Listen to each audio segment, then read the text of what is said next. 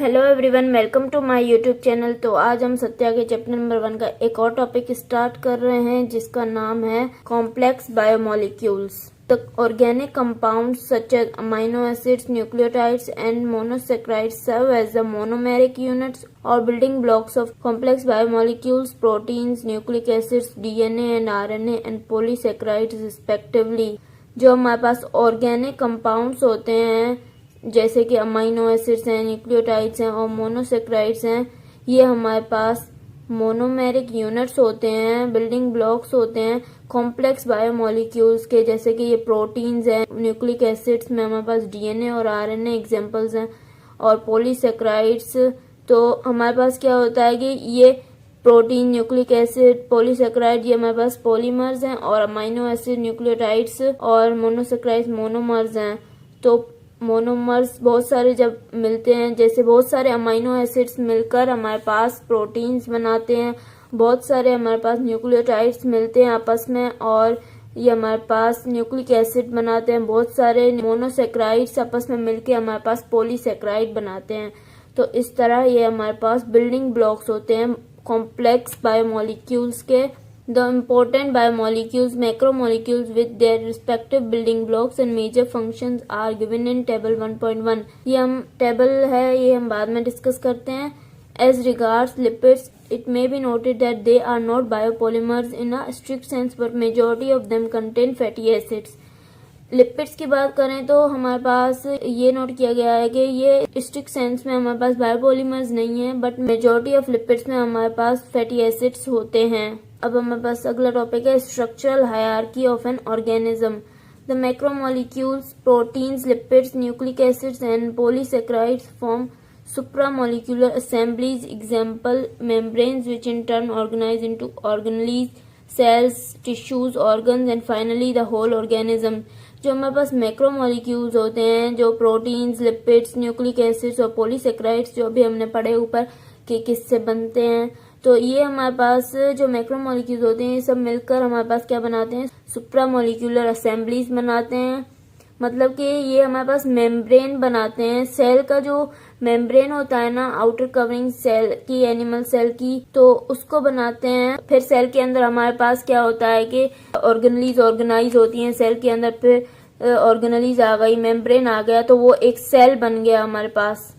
और फिर बहुत सारे सिमिलर सेल मिलकर हमारे पास टिश्यूज बनाते हैं। फिर बहुत सारे टिश्यूज मिलकर हमारे पास ऑर्गन्स बनाते हैं, और बहुत सारे ऑर्गन्स मिलकर हमारे पास ऑर्गन सिस्टम बनाते हैं, और फिर ऑर्गन सिस्टम बहुत सारे मिलकर हमारे पास एक पूरा ऑर्गेनिज्म बना देते हैं। इस तरह स्ट्रक्चरल हायरार्की होती है एक ऑर्गेनिज्म की, फ्रॉम मैक्रोमोलिक्यूल्स टू ऑर्गेनिज्म। किस तरह मैक्रोमोलिक्यूल से हमारे पास एक पूरा ऑर्गेनिज्म बन गया। अब ये एक टेबल है जो मैंने आपको पीछे बताया था ना, मैं बाद में आपको बताऊंगी, वो टेबल है the major complex biomolecules of cell. Biomolecules हैं और उनके बिल्डिंग ब्लॉक्स हैं कि वो किससे मिलकर बने हुए हैं और उनके मेजर फंक्शंस है। तो मैं आपको बताती हूँ। सबसे पहले प्रोटीन्स। प्रोटीन्स हमारे पास किससे मिलकर बने हुए हैं, अमीनो एसिड से।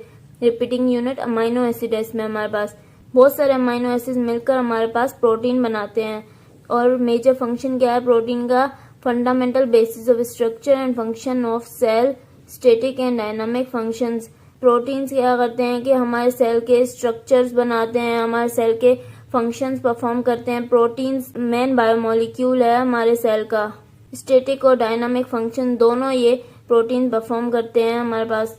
स्ट्रक्चर में किस तरह है कि साइटोस्केलेटन बनाते हैं हमारे पास सेल का, और फंक्शन में किस तरह है कि बहुत सारे एंजाइम्स होते हैं जो प्रोटीन होते हैं।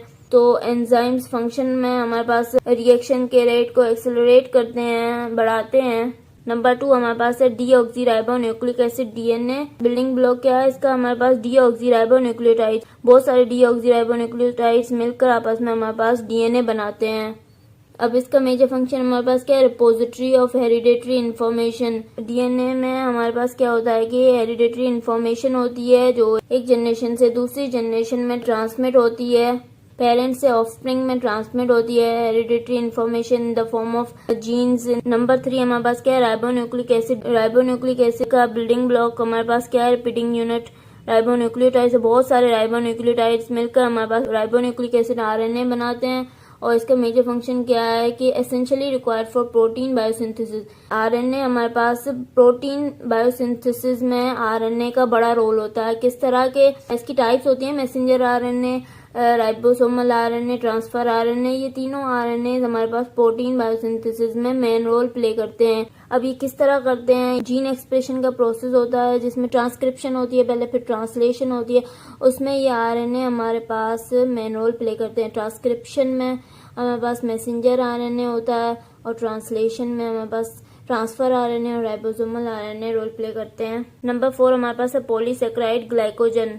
रिपीटिंग यूनिट इसका क्या है, मोनोसेकेराइड ग्लूकोज। जब बहुत सारे ग्लूकोज के यूनिट आपस में मिलते हैं तो हमारे पास ग्लाइकोजन बनता है। मतलब बहुत सारे मोनोसेकेराइड जब आपस में मिलते हैं तो हमारे पास पॉलीसेकेराइड बनता है। अब हमारे पास इसका मेजर फंक्शन क्या है, storage form of energy to meet short term demands. Glucose जो हमारे पास होता है वो ग्लाइकोजन की फॉर्म में बॉडी में स्टोर होता है।